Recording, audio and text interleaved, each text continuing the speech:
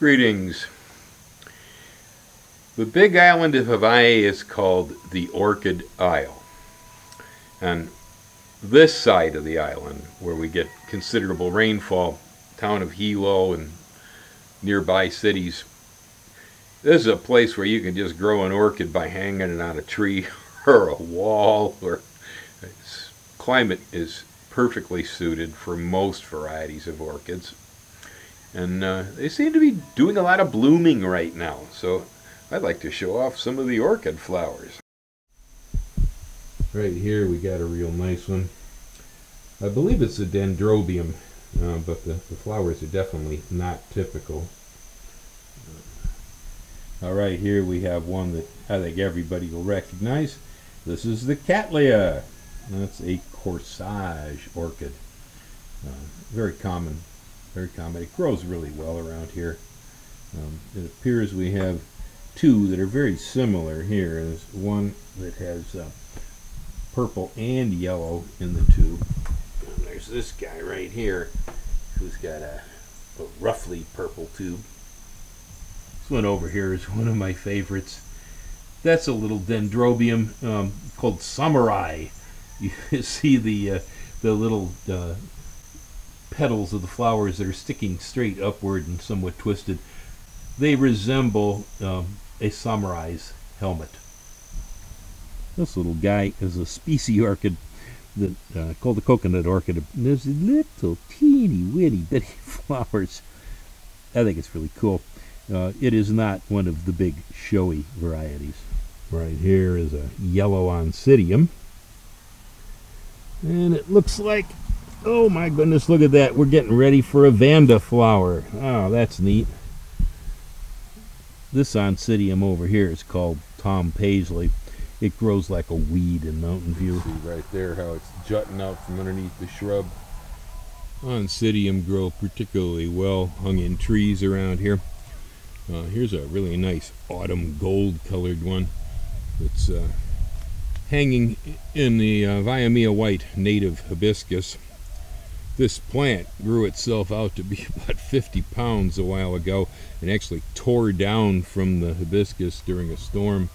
Owen and I had to take it and cut it into a few pieces, and then I put the rest of it back up here in the tree with a rope. I can see the plant and see a little bit of the rope jutting out over there. Well, of course, there's the vanilla orchid. It is not blooming at this time of the year, but it's making vanilla beans. So you can see we got the pods hanging here. They'll be ripe about April. Over here in the Owari Satsuma, we have a Brasila, which is known as a spider orchid.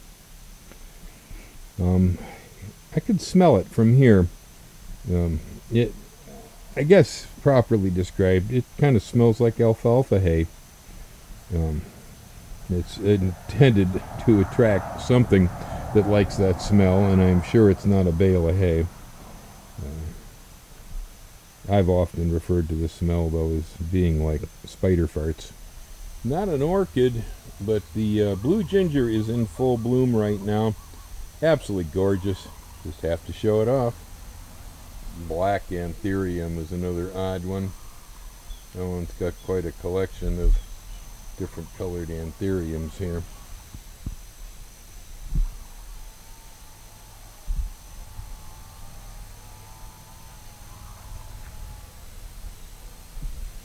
Here's one of the Chinese ground orchids.